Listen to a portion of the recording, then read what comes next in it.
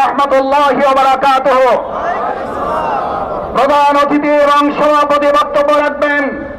আমি কথা সংক্ষেপে কয়েকটি বলতে চাই।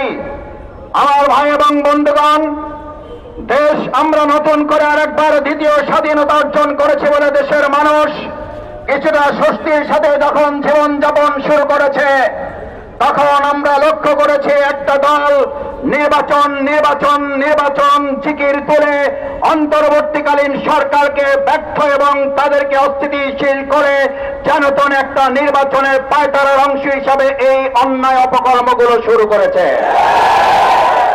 এটার জন্য মাস্টার ডিগ্রি, এটার জন্য উচ্চ শিক্ষিত হওয়ার প্রয়োজন নাই।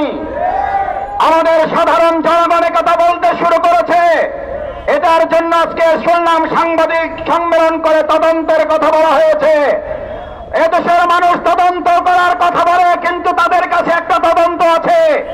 যারা জনতন নির্বাচন করতে চায়, অস্থিতিশীল পরিবেশ তৈরি করার মধ্য দিয়ে তারা সেই ঠুনকো নির্বাচনের আয়োজনে সরকারকে বাধ্য করার অংশ হিসাবে এই সমস্ত ষড়যন্ত্র চালাচ্ছে।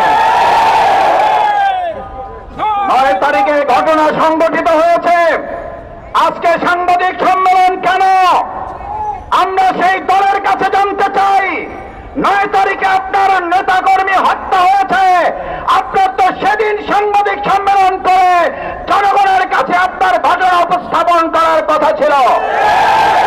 আমরা মনে করি, জনগণ মনে করে আপনারা আপনাদের অপকর্ম চাপা চাপা দেওয়ার সব চেষ্টা ব্যর্থ হয়ে যাওয়ার কারণে জনগণের চাপের মুখে করে এখন আপনারা মানুষের সামনে এসেছে। আর ভাইয়েরা, আরেকটা কথা বলে শেষ করতে চাই। পৃথিবীর ইতিহাসের সম্ভবত এটা বিরল ঘটনা। মানুষ আন্দোলন করে সরকারের বিরুদ্ধে, আর আমাদের দেশের মানুষ এখন একটা দল ক্ষমতায় আসতে পারে এই আতঙ্কে তাদের বিরুদ্ধে এখন এই পতনের আন্দোলন শুরু করেছে। এটা পৃথিবীর ইতিহাসে কোথাও পাওয়া যাবে না। আপনারা গিনেস বুকে আপনাদের নাম লিখে ফেলেছেন। আপনারা বড় দল, অনেক বড় জায়গায় পৌঁছে গিয়েছেন। আপনারা ক্ষমতায় যাবেন যাবেন না তার আগেই জনগণ আপনাদের পতনের জন্য রাস্তায় নেমে গতকাল রাতে গোটা দেশ বিক্ষোভে পরিণত করেছে।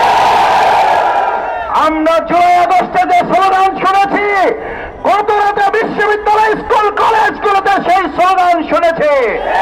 তার মানে আপনাদের প্রোগ্রাম থেকে এখন জয় বাংলার স্লোগান হয়।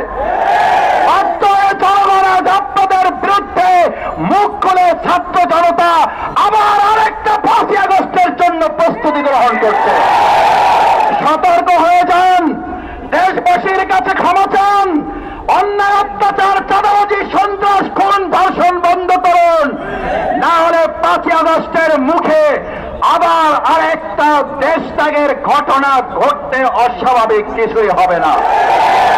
আসুন সম্মানিত ভাই এবং বন্ধুগণ, বাংলাদেশ জামাত ইসলামীর সেই আন্দোলন সংগ্রামের মধ্য দিয়ে একেবারে সুষ্ঠু নিরপেক্ষ অংশগ্রহণমূলক নির্বাচনের জন্য আমরা জনগণের পাশে থেকে এগিয়ে যাই, সেই প্রত্যাশা